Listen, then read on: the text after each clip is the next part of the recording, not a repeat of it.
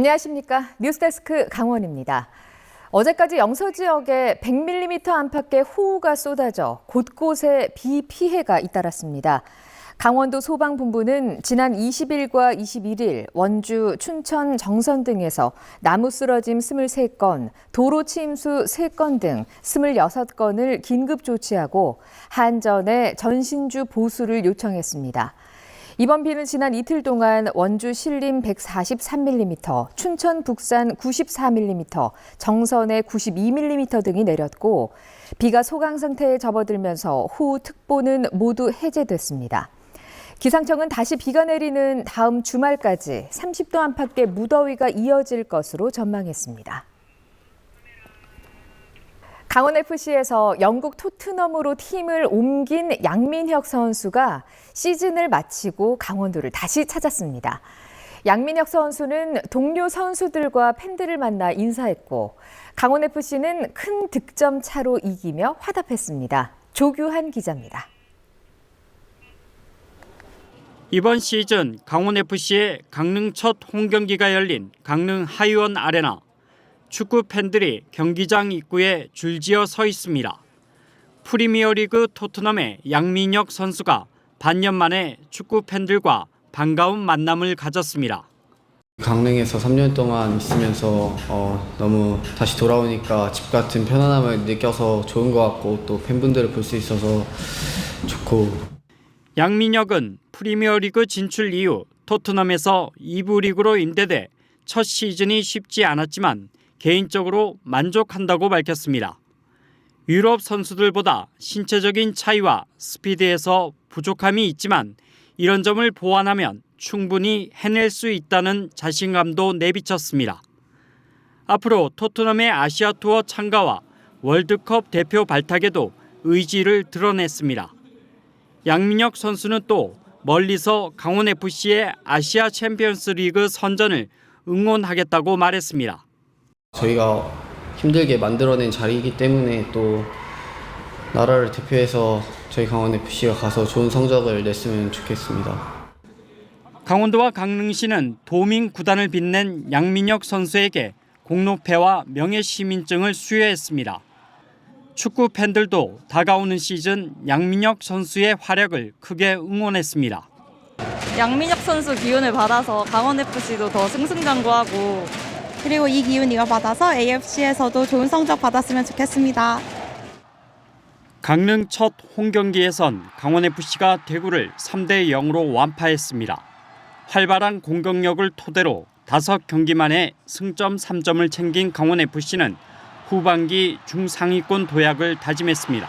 다득점 했다는 부분에서는 자신감을 가질만 하고요. 이제 앞으로 다양한 패턴으로 인해서 득점을 더 많은 경기를 그리고 실점을 하지 않는 경기를 하도록 더 준비 많이 하겠습니다. 강원FC는 다가오는 28일 수원FC와 원정 경기를 벌이고 7월 19일 다시 강릉으로 돌아와 대전과 홈경기를 갖습니다. MBC 뉴스 조기환입니다.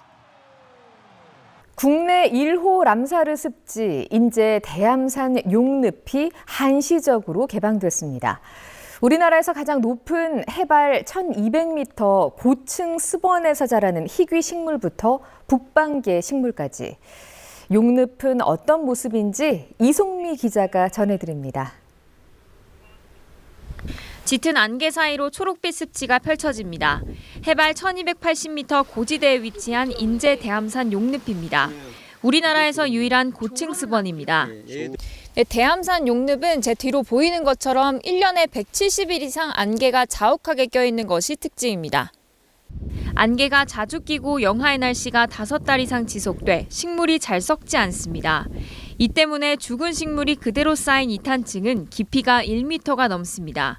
1mm의 이탄층이 쌓이는데 1년 정도가 걸리는데 용늪에는 수천 년의 식물 생태계가 그대로 보존되어 있는 셈입니다. 이런 생태적 가치를 인정받아 람사르 협약 국내 1호 습지로도 지정돼 있습니다.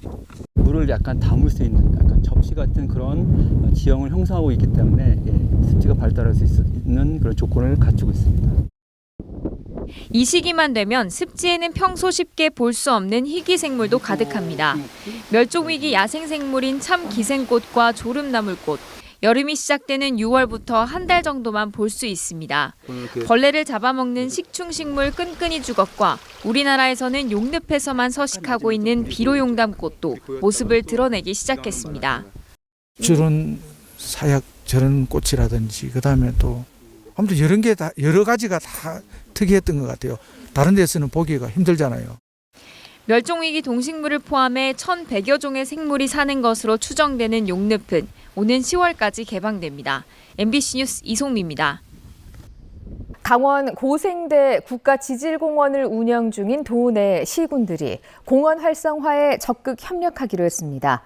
강원도와 태백시, 정선군, 영월군, 평창군 등은 최근 국가지질공원 활성화를 위한 회의를 열고 국가지질공원 보수교육 연계 운영, 홈페이지 개선, 콘텐츠 운영 등에 협력해 방문객 중심의 서비스를 제공하기로 했습니다. 특히 세계 지질공원으로 지정받기 위해 긴밀한 협조를 약속했습니다. 국민의힘 김용태 비상대책위원장이 임기 종료를 앞두고 강원도를 찾아 민심을 청취하는 등 본격적인 행보에 나설 예정입니다. 김 위원장은 내일 오후 강원도청을 방문해 김진태 강원도지사와 면담을 갖고 기자간담회와 국민의힘 도당 간담회를 열 예정입니다. 이어 강릉시 옥계면에 있는 한국지질자원연구원 탄소광물화 파일럿 현장을 방문합니다. 국민의힘은 이르면 오는 8월 전당대회를 열고 새 당대표를 뽑을 예정이며 김 위원장은 이달 말 임기 종료를 앞두고 있습니다. 강원특별자치도 출범으로 정부가 갖고 있던 환경영향평가 일부 권한을 이양받은 강원도의 성과 발표가 원주에서 열립니다. 강원도는 강원특별법 시행에 따른 환경영향평가 일부 권한 이양 1주년을 맞아 오는 24일 원주 인터불고에서 성과를 공유하고 향후 발전 방안을 논의합니다. 강원도는 작년 6월부터 3년 동안 한시적으로 소규모 환경영향평가 권한을 행사하고 이후 성과 분석을 통해 계속 유지할지가 결정됩니다.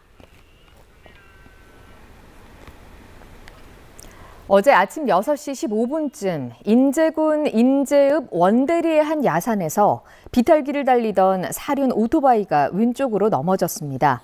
이 사고로 사륜 오토바이에 타고 있던 57살 남성이 크게 다쳐 심정지 상태로 병원에 옮겨졌지만 끝내 숨졌습니다.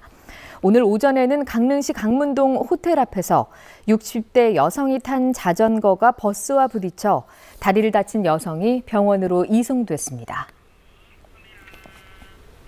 강릉시가 내일 프랑스의 미식 창의 도시인 엉깅 엉레방에서 열리는 제17회 유네스코 창의도시 네트워크 국제연례 회의에 참석합니다. 이번 회의에는 전 세계 100여 개 나라 350여 개 도시의 대표들이 참석해 다양한 분야의 창의적인 정책을 논의하게 됩니다. 강릉시는 지난 2023년 유네스코 창의도시 네트워크에 미식 분야로 가입한 이후 지난해에 이어 두 번째 국제연례 회의 참석입니다. 원주의료원이 언어 발달 장애 등 각종 언어 질환을 치료할 수 있는 언어치료실을 이달부터 운영합니다. 언어치료실에는 임상 경험을 갖춘 1급 언어재활사가 상주하고 전 연령대를 대상으로 전문 검사와 치료를 진행합니다. 재활 의료 기능을 강화하고 있는 원주의료원은 오는 9월에 공공어린이 재활의료센터와 심혈관 센터도 개소할 예정입니다. 강원도가 축산 농가의 부담을 덜기 위해 결핵병과 브루셀라병의 재검사 기준을 조정합니다. 먼저 감염 가능성을 객관적으로 판단할 수 있도록 가축 거래 상인의 농장인지 동일 공간에서 사육하는지, 방역 관리가 미흡한지 등 총 8가지 항목으로 구성된 위험도 체크리스트를 도입하기로 했습니다. 이 기준에 따라 1개 항목에 해당하면 1회 재검사, 2개 이상일 땐 2회 재검사, 브루셀라병은 추가 검사까지 실시하며 모든 항목에 해당되지 않으면 최초로 종료됩니다.